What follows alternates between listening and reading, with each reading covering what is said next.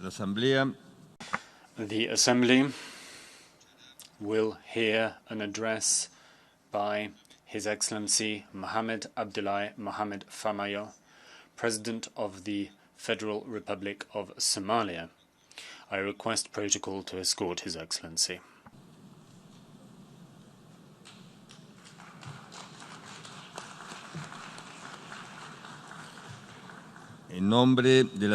On behalf of the General Assembly, I have the honor to welcome to the United Nations His Excellency Mohamed Abdullahi Mohamed Farmajo, President of the Federal Republic of Somalia, and to invite him to address the Assembly.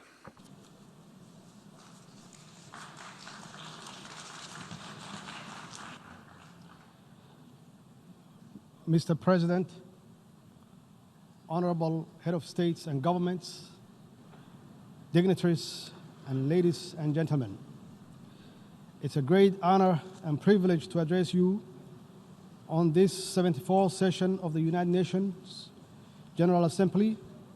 It's indeed my sincere belief that the General Assembly is vital in galvanizing multilateral efforts and actions for poverty eradication, quality education, climate action, and promoting inclusivity in all its forms to advance our global agenda for people-centered development, for common progress and prosperity. We in this Assembly, more than ever before, must realize and work towards ensuring no one or nations is left behind in the pursuit of progress and prosperity in this age of interdependence and interconnectivity.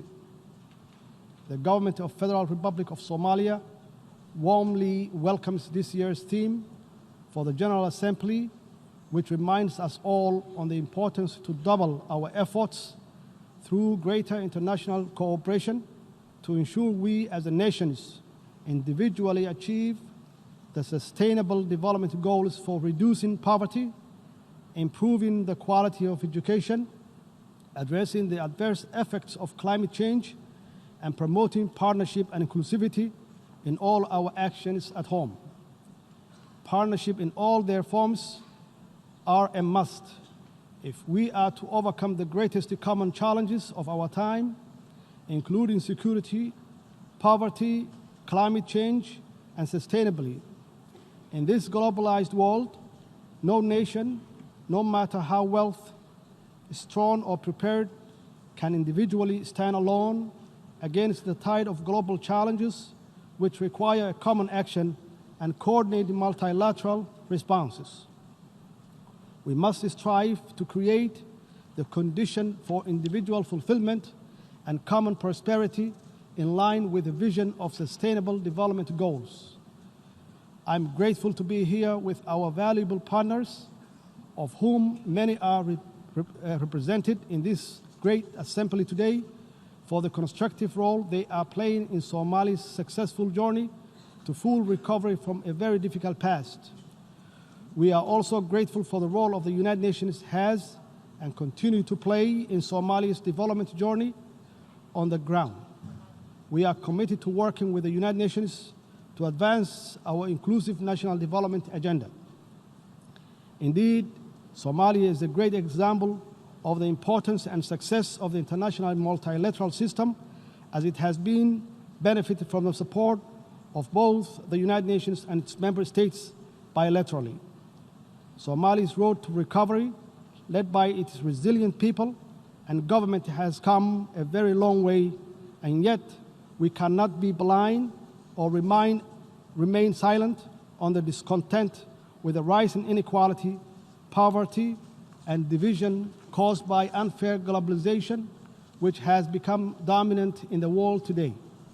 Without doubt, inclusivity in all its manifestations must come to the fore if we are to succeed in galvanizing multilateral efforts for global security, poverty eradication, quality of education, and climate action alongside the other development priorities. Mr. President, Somalia is also playing a key role in the Horn of Africa's socio-economic development and we are confident that the cooperation between the Horn of African countries will enhance economic development, political stability, social, cultural connectivity, and most importantly, security cooperation among the countries in the region. Horn of Africa region offers unrivaled opportunities for economic development and growth for its people if we can further strengthen the political, social, and economic ties between our countries and our global partners. Horn of African states are not alone in working together towards a better future for their countries and people, because we have many friends who are supporting us all along the way for the interest of peace and security in the wider world, and we thank them. While Somalia promotes economic integration in the region and encourages its business community to invest in countries in East Africa and beyond, Somali communities continue to invest in the Republic of Kenya, which indeed contributes to the growth and economic prosperity. Somalia and Kenya are neighbors on the Indian Ocean coast of East Africa who enjoy peaceful and friendly relations. We owe much to Kenya for their steadfast support for Somali's people over the years.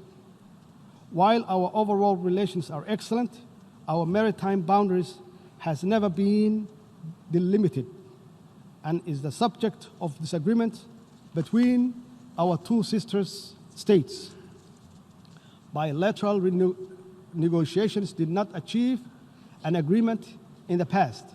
In order to obtain peaceful and equitable settlement in 2014 and in conformity with international law, Somalia instituted proceedings before the International Court of Justice, the highest legal authority of the United Nations.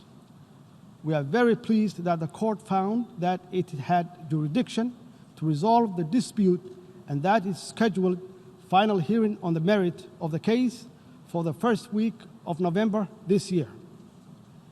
Somalia, as a member of the United Nations and a party to the statute of the court, is committed to seeing this judicial settlement process through to its end.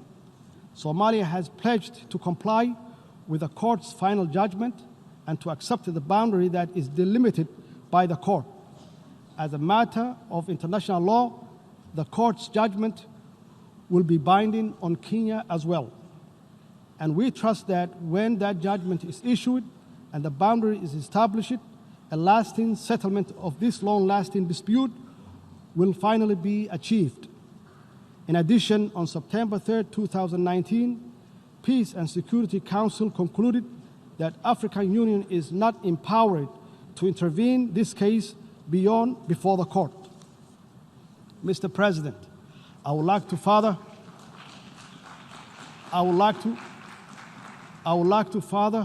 report that at the margin of the 74th United Nations General Assembly in New York, and exactly on Tuesday night, September 24, 2019, President Al-Sisi of Egypt, who is also the current chairman of the African Union, convened and chaired a meeting between me and the President Uhuru of Kenya, the meeting which was very fruitful. We agreed to restore our good brotherly relationship, is strengthening the diplomatic and political cooperation. We further agreed to leave the maritime dispute between the two countries to be resolved by the International Court of Justice. Somalia is committed to maintain good relationship with Kenya. Mr. President, the Somali government is strongly committed to its ambition and enabling peace building and state building agenda, and we are making clear strides toward achieving inclusive politics, strengthening democracy, and constructing the very rights-based national institutions that are the pillars of strong societies. I am proud to report that we have held successful regional elections in some federal member states in the build-up to the planning national parliamentary and presidential election in 2021, and we are determined to facilitate the success of this process through an inclusive electoral bill which voter registrations, and better public awareness of the importance of inclusive politics and national progress. From all this, it's clear that Somalia is a historical example of reform, resilience, and people-driven progress and recovery. Today, our national discussions focuses on how to deliver inclusive politics, public services, financial and economic reforms, growing the economy, good governance, advancing regional cooperation, and how to finally defeat the threat of Al-Shabaab terrorism organizations with our valuable partners at home and abroad. Security has been our government's focus and greatest public expenditure since taking office because everything else, including poverty eradication, quality education, climate action, depends on it. We, alongside our international partners, are working tirelessly to rid the last pocket of violent extremism and their terrorist activities from Somalia. This task is by no means easy because of the violent, cowardly, and opportunistic guerrilla tactics Al-Shabaab terrorist uses, including bombing innocent civilians and private businesses. However, with our holistic strategy of de-radicalization, successful military offensives, the recovery of territory from Al-Shabaab, and the strengthening of Somali National Army and security capabilities, we are confident that our joint efforts with AMISOM and other international partners will bear fruit for Somalia, its people, and for the region and the global stability. We are building a well-trained armed force and right-based security and accountable institutions to take over the responsibility of securing Somalia. Our government, in partnership with AMISOM and other key international supporters, is working hard to achieve this through transition plan in line with the national security architecture. In this regard, I wanted to thank the brave Somali security force, men and women, all the troop contributing countries of African Union, with AMISOM and all our international partners that support the security operations in different and important ways. By no means are these comprehensive reforms easy, but with commitment and absolute determination, we have biometrically registered all the Somali National Army, and the human resources audit of the wider security sector in its entirety will be completed shortly. The biometric registration enabled the government to eliminate ghost workers, assess operation readiness of the security personnel, and make cost saving that will be used elsewhere to further strengthening security for the Somali people. I'm convinced Somalia's successful security sector reforms will provide us with the best possible security apparatuses to safeguard the well-being and the progress of Somali people. Mr. President, indeed, quality education liberates, empowers, instills hopes, and unleashed the great dreams, ambitions, and innovations that will create a better world for all of us. All development anchors on education and most certainly galvanizing our multilateral efforts for any development anywhere must start with national and international support for education in all its forms. In Somalia, a key symbol of our national recovery has been the enormous expansion of education provision across the public and private sector in all stages of learning. We fully understand the need to encourage, support, and build on the existing public-private partnership model of education delivery with strong oversight by the federal government. Despite our difficult past, today the design and delivery of quality education and its governance and delivery framework is the most crucial education objectives we set as a government. This is critical for our young generation to catch up and even perhaps leapfrog in order to compete in globalizing economy and benefit from and contribute to achieving the Sustainable Development Goals by 2030. Given the importance of quality education to Somalia's peace building and state-building processes, as well as its overall development, our government has embarked on an ambitious reform program which aims to expand access to education for our children, adolescents, and youth, including those from marginalized communities, the disabled, and girls and women. We are focused very clearly on improving the quality of learning outcomes, especially at early grade levels for all learners. We are also committed to increasing enrollment rates, ensuring the market relevance of learning opportunities to sustainably grow the economy in creating much-needed jobs and injecting further confidence in our people and country's prosperity and prospects. On the practical note, the Somali government is in the process of developing an inclusive and relevant national curriculum alongside rehabilitating all public schools while working hard to establish technical vocational schools and invest in the next generation of teachers and leaders in our schools. For the 5th year in a row, Somalia held the national exam successfully, and most of our students, including those that had disabilities such as blindness, participated and succeeded. We are proud of them. We are proud of them all, and will continue to improve their learning opportunities and employment prospects through better policies, stronger partnerships, accessible facilities, and educational leadership. To strengthen quality education globally, we must all share good practices, transfer successful policy, and make the necessary link between education, opportunities, and international peace, security, and development. Mr. President, Somalia is very committed to improving the status of the country's environment and to promoting community resilience for both present and future generations. Somalia has taken major steps in instituting environmental management authorities to implement changes on the national level. The establishment of the Directorate of Environment and the Climate Change within the Office of the Prime Minister, for example, is a step in the right direction, and we are confident that the Directorate will effectively lead the development and implementation of the environmental regulations and policies. This is evidence of our commitment to climate actions for a better, cleaner, and inclusive, prosperous environment.